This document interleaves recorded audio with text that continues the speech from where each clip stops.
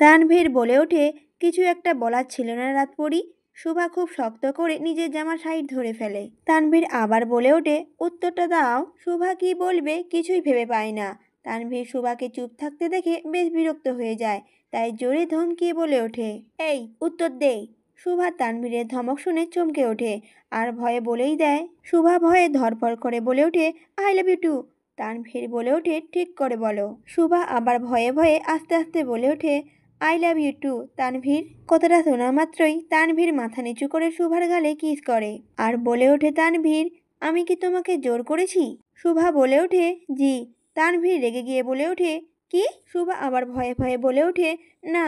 তানভীর আবার বলে ওঠে, দেখো নিজের ইচ্ছেতে আমার প্রেমে সাড়া দিয়েছিল, এখন মৃত্যু আগ অবধি আর ছাড়াছাড়ি হবে না। শুভা শুধু মাথা নিচু করে তানভীরের কথায় সম্মতি হ্যাঁ যায়। শুভার মাথা নাড়াতে তানভীর বলে ওঠে, তোমার কি মাথায় কোনো সমস্যা আছে? শুভা তানভীরের কথা শুনে চোখ তুলে তাকায়। তানভীর বলে, তো শুধু মাথা নাড়াও কেন, মুখ দিয়েও তো কিছু বলতে পারো। শুভা শুধু বলে ওঠে, জি। তানভীর বলে ওঠে, আবার শুধু জি? তোমার এই জি ও জি বাদ দিয়ে মন খুলে কথা বলবা আমার সাথে, মনে থাকবে? এই কথার পরিপ্রেক্ষিতে শুভা বলে ওঠে, জি। তানভীর হতাশ হয়, উপরের দিকে তাকিয়ে দীর্ঘ নিঃশ্বাস ফেলে আর বলে ওঠে, হাই খোদা, কি মাল পাঠাইছো জীবনে! জি জি ছাড়া তো আর কিছুই বলে না। তারপর শুভার হাত ধরে গাড়ির কাছে নিয়ে যেতে থাকে তানভীর। না, এখন আর খোলা জিপে নয়, সোজা তার মার্সিডিজে। শুভার দিকে কেউ তাকাবে সেটা ইদানিং তানভীরের খুব অপছন্দ। শুভাকে গাড়িতে বসিয়ে তানভীর তার পাশে সিটে বসে পড়ে। তানভীর বসা মাত্রই শুভা নিজেকে একটু গুটিয়ে জানালার সাথে লেগে যায়। বিষয়টি তানভীরের চোখও এড়ায়নি। তানভীর শুভার হাত ধরে তাকে কাছে টেনে নিয়ে আসে আর নিজের গা ঘেঁষে বসায়। তানভীরের এমন কাণ্ডে শুভা হতবাক হয়ে যায়, বড় বড় চোখ করে তাকায় তার দিকে। তানভীরও রাগান্বিত হয়ে তাকায় শুভার দিকে আর রাগান্বিত হয়ে বলে ওঠে, তানভীর আমার করোনা হয় নাই যে এত দূরে বসতে হবে তোমাকে, শক্ত করে ধরো আমার হাত। তানভীরের কাট কাট কথা শুনে শুভা ভয়ে তার হাতটা ধরে বসে। শুভার হাত ধরার সাথে সাথে তানভীর শুভার কোমরে হাত দিয়ে বসে থাকে। তারপর তানভীর গাড়ি থেকে নেমে সোজা পোড়াবাড়ির মাঝখানে চলে যায় শুভাকে নিয়ে।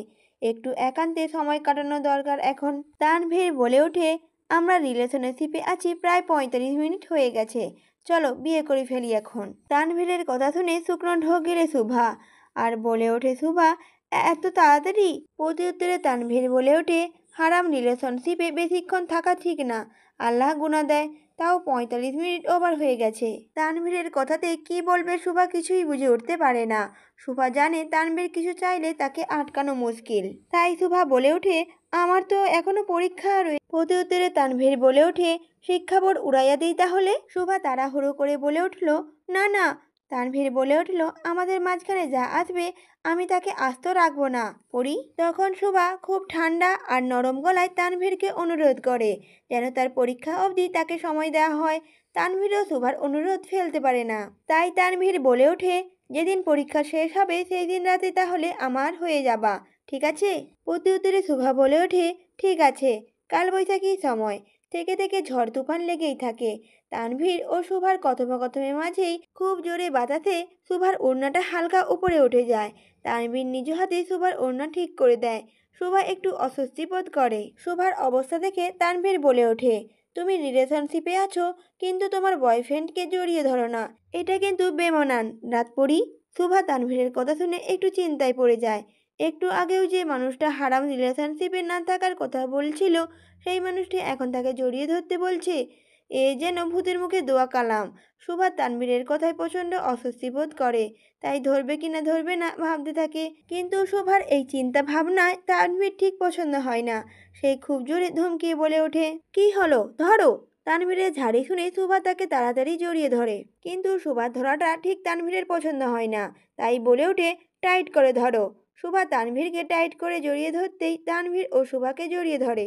তানভীর কিছুক্ষণ পর বলে ওঠে, আজকে বিয়েটা করা উচিত ছিল রাতপরি, একা একা আর কত ঘুমাবো। তানভীর লাগামহীনভাবে শুভার সাথে কথা বলতে থাকে আর কিছুক্ষণের মধ্যে ঝুম বৃষ্টি শুরু হয়। তানভীর শুভা ভিজে একাকার হয়ে যায়। শুভা তানভীরকে ছেড়ে ছাউনিতে যাওয়ার জন্য সামনের দিকে পা বাড়াতেই তানভীর ধাতে ধাতে শুভার হাত ধরে তাকে নিজের দিকে ঘুরিয়ে আরো শক্ত করে জড়িয়ে ধরে। এত বাতাস আর ঝুম বৃষ্টির মাঝে ও তানভীর সুভাকে ছাড়ে না। সেই বৃষ্টির মধ্যে দাঁড়িয়ে থাকে সুভাকে ধরে, কিন্তু সুভা খুব নড়াচড়া করে। এত বৃষ্টিতে দাঁড়িয়ে থাকতে তার খুব অস্বস্তি হচ্ছে। তানভীর বলে ওঠে, মুডে আছি সুভা, নড়ো না। এভাবে বেশ অনেকক্ষণ ধরে বৃষ্টিতে দাঁড়িয়ে থাকে তানভীর আর সুভা, কিন্তু খুব জোরে একটা বাজ পড়াতে সুভা ভয় পেয়ে যায় আর তানভীরকে আরো শক্ত করে ধরে। সুভা জড়িয়ে ধরাতে তানভীর এখানে গান শুরু করে দেয়। তানভীরের মুখে গান শুনে সুভা হালকা আঁচ করতে পারে কোনো ভয়ঙ্কর কিছু হতে যাচ্ছে তার সাথে। তানভীর সুভার হাত ধরে ছাউনিতে নিয়ে আসে। সুভা পানিতে প্রায় কাক ভিজা হয়ে গেছে।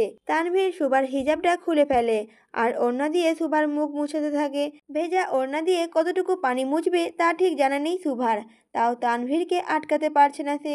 মৃদু বাতাস আর বৃষ্টির ফোঁটা তানভীরের মতো এমন হৃদয়হীন মানুষটাকে আজকে প্রেমিক পুরুষে রূপান্তরিত করে ফেলেছে। তানভীর থেকে থেকে সুভার দিকে তাকায় আর নিজেকে কন্ট্রোল করার চেষ্টা করতে থাকে। ঠিক তখন তানভীর মোহনীয় কণ্ঠে বলে ওঠে, তুমি আর 5 মিনিট আমার সামনে থাকলে কিছু একটা হয়ে যাবে শুভা। তানভীরের কথার অর্থ বুঝতে পেরে খুব ভয় পেয়ে যায় শুভা, কিন্তু এই বৃষ্টির মধ্যে সে তো নিরুপায়। তানভীর তার লোকদের কল দিয়ে গাড়ি ভেতরে নিয়ে আসতে বলে আর শুভাকে গাড়ি করে বাড়ি পাঠিয়ে দেয়। বিয়ের আগে তানভীর শুভার কাছে যেতে চায় না, আবার থেকে থেকে নিজেকে আটকাতেও পারে না। শুভা চলে যাওয়ার আগ অবধি তানভীর তাকিয়েই থাকে তার গাড়ির দিকে।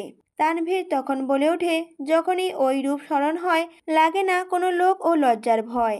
মাহির তখন বলে ওঠে, কিসের লজ্জা ভাই? মাহিরের কথা শুনে তানভীরের ধ্যান ভাঙে। আসে তাকায় পেছনে, তার পঞ্চপাণ্ডব পিছনে দাঁড়িয়ে আছে তার দিকে তাকিয়ে। তানভীরের কোনো উত্তর না পেয়ে মাহির আবার বলে ওঠে, ভাই কইলেন না তো কিসের লজ্জা? পাশ থেকে তখন সাকিব বলে ওঠে, আরে প্রেমের লজ্জা, বুঝোস না? তানভীর মাহির আর সাকিবের কথা শুনে নিজের পাঞ্জাবির হাতা উপরে ওঠায়। তানভীরকে নিজের হাতা উপরে ওঠাতে দেখে বুঝতে পারে আজকে তাদের কপালে শনি রবি মঙ্গল সবই রয়েছে। সাকিব তখন বলে ওঠে, ভাই ভাবি সাপের কসম, আজকে আমাগো ধোলাই দিবেন না। শোভার কসমের কথা শুনে তানভীর শান্ত হয়ে যায়। শান্ত হয়ে বলে ওঠে, সালার ভাইরা বুঝা গেছস তানভীর সরকারের দুর্বলতা। এই কথা শুনে 5জনই দাঁত বের করে মিটিমিটি হাসতে থাকে। বৃষ্টি বন্ধ হওয়ার সাথে সাথে তানভীর আর তার পঞ্চপাণ্ডব রওনা দেয় সরকার বাড়ির উদ্দেশ্যে। আজ সরকার বাড়িতে তামিম সরকারের নির্বাচন নিয়ে বিশেষ আলোচনা করার মিটিং আছে, আর তানভীরকে তো থাকতেই হবে। মাহির গাড়ি চালায় আর পাশের সিটে বসে থাকে তানভীর আর বাকি 4জন পিছনে। তখন মাহির বলে ওঠে, ভাই সবার হিসাব মিলে, কিন্তু আমার হিসাব তো মিলে না। তানভীর তখন বলে ওঠে, কিসের হিসাবের কথা বলছিস? মাহির বলে উঠল, ওই বোরকা পরা বেডিগো মুখ দেখে বেডা মানুষের কথা কিভাবে বের হলো? এই কথাটা শোনা মাত্রই তানভীর নিজের চুল ঠিক করতে করতে লুকিং গ্লাসের দিকে তাকায় আর বলে ওঠে, বেডা মানুষের গলা দিয়ে তো বেডার আওয়াজই বের হব। তানভীরের কথা শুনে 5জনই তার দিকে এক দৃষ্টিতে তাকিয়ে থাকে। তখন সাকিব বলে ওঠে, আবে হালা গাড়ি চালা, না হলে বাড়ি যাওয়ার জায়গায় উপরে যাইতে হইব। তখন মাহির বলে উঠল, তা তো চালাবো ভাই, কিন্তু ভাইয়ের কথা তো কিছু বুঝলাম না। তানভীর তখন গা ছেড়ে দিয়ে সিটে বসেছে আর বলে ওঠে, ওই দুজনকে আমি অ্যাডমিশন করাইছি, ওইখানে যতক্ষণ শোভা থাকবে তার প্রতি সেকেন্ডের ভিডিও আমাকে পাঠাতে। তখন মাহির বলে ওঠে, মানে বেডা আক্তার বেডি ওই দুইটা? তখন সাকিব বলে ওঠে, আরে যাহ, মহিলা আক্তার পুরুষ। মাহির আর সাকিবের কথা শুনে তানভীর হাসতে থাকে। ভাগ্য করে 5জন সঙ্গী পেয়েছে সে, 5টাই 5 প্রকারের তার ছেঁড়া। শখের নারীর উপরে নজর রাখতে নিজের লোকেদের বোরখা পরিয়ে মহিলা কলেজে ক্লাস করাতে পাঠানো এমপি তানভীর সরকারের দ্বারাই সম্ভব। সরকার বাড়ি, তামিম সরকারের মুখে কিছুটা চিন্তার ছাপ। অপোজিট পার্টির লোকেরা এইবার বাইরে থেকে লোক আনবে তানভীরকে আটকাতে। যদি নির্বাচন হয় আর তানভীর না থাকে তামিম সরকারের পাশে, তাহলে প্রধানমন্ত্রী হতেই পারবে না তামিম সরকার। একটা নেতা বলে ওঠে, স্যার তানভীর স্যারকে বিষয়টা কি জানানো ঠিক হবে? তামিম সরকার বলে ওঠে, আমিও তাই ভাবছি। তানভীর বলে ওঠে, ভাবাভাবির তো কিছু নাই আব্বা। বেশ বড় গলা করে কথাগুলো বলে ওঠে তানভীর সরকার। বাড়ির অন্দরমহলে ঢুকে পড়ে। তানভীরকে দেখা মাত্রই বাকিদের ঘাম ছুটে যায়, কারণ তানভীর কথা কম বলে, হাত বেশি চলে। তানভীর বলে ওঠে, তানভীর বাইচে থাকতে আমার আব্বাজানের কি চিন্তা দিতেছ নেতা? জীবনের মায়া শেষ নাকি? নেতাটা বলে ওঠে, না স্যার, তা না। তানভীর বলে ওঠে, নির্বাচন হোক কিংবা না হোক, প্রধানমন্ত্রী আমার আব্বাজানি যেন হয়। সংসদে 300 আসনের মধ্যে 290টা আমার টাকায় কেনা। তাই বেইমানি করলেই তার মুন্ডু কাটা। তানভীরের কথা শুনে নিতাদের ঘাম ছুটে যায়, কপালে ঘাম মুছতে থাকে আর মুখে জোর করে হাসি টেনে আনে। তানভীরকে ভেজা শরীরে দেখে তামিম সরকার তাড়াতাড়ি করে শুকনো কাপড় আনতে বলেন আর নিজ হাতে ছেলের মাথা মুছে দেন। আর তামিম সরকার বলে ওঠে, এত ভিজেছেন কিভাবে বাবাজান? প্রতি উত্তরে তানভীর বলে ওঠে, মন দিল ঠান্ডা করতে আপাজান।